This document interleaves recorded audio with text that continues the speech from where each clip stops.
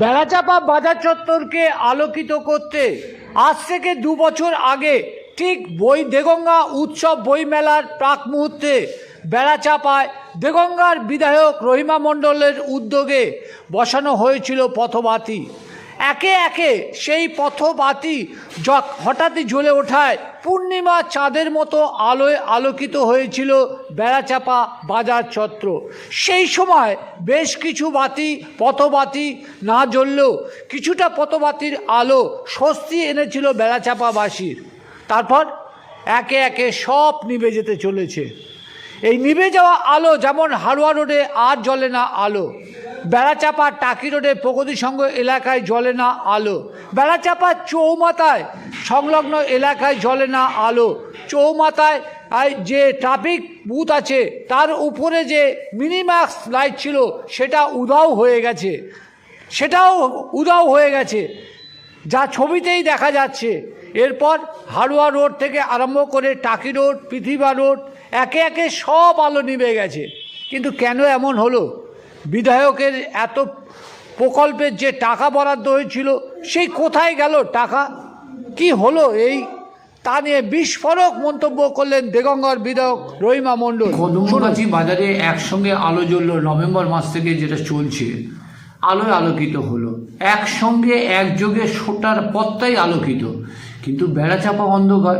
2 বছর আগের প্রকল্প এভাবে কেন? কি হলো? বেড়াচাপায় কি প্রকল্প করেছিলেন? কোথা থেকে কোথায়, কত টাকার ব্যয়, আর সেইটা আজকের এই ভগ্নদশা কেন? দেখুন, বেড়াচাপা বেড়াচাপা 1 এবং 2 প্রধানরা আমার কাছে বা সমস্ত মেম্বাররা, কর্মীরা আমার কাছে, ব্যবসায়ী সমিতি আমার কাছে আবেদন দেয়। আমার কাছে এখনও আছে সেই পেপারসগুলো, যে আমাদের বেড়াচাপা চৌমাথাটা একটু রাজারহাট মডেল করে দিতে হবে। আমি সেই আলোগুলো করে দিয়েছি। 2 বছর আগে পঞ্চায়েত থেকে কাজ করানো হয়েছে। কে বা কারা আমি জানি না, উদ্বোধন করে দিল আমি বলতে পারছি না। তো আমি এখনো পর্যন্ত দেখছি কিছু লাইট জ্বলছে না আপনার কথা মতো, বা আমি নিজেও যাতায়াত করি। এই বিষয়টা কারা অশুভ শক্তি এখানে প্রয়োগ করে অহেতুকভাবে মানুষকে হয়রানি করছে। কারণ মানুষ অন্ধকারে যেতে গেলে অনেক সময় অনেক রকম অ্যাক্সিডেন্ট ঘটছে, তারপরে অপ্রীতিকর ঘটনা ঘটছে। দেখবেন আপনি প্রত্যেকটা জায়গায় সিসিটিভি লাগিয়ে দিয়েছি বিধায়ক কোটার টাকা দিয়ে। সেখানে এই সিসিটিভির কাজ করবে, সব কিছু ফাংশন হবে লাইটগুলো জ্বললে। কিন্তু দেখা যাচ্ছে জীবনপুর রাস্তার প্রথম থেকেই জ্বলেনি, বাদুড়ি রাস্তায় যাওয়ার পথে কিছুটা জ্বলেছে, কিছুটা জ্বলেনি, হাড়োয়া রোড সম্পূর্ণ নিভে গেল। এই ড্রাইভারটা তো আপনার উপরেও তো চাপানো হচ্ছে। মানুষ বলছে বিধায়ক করেনি।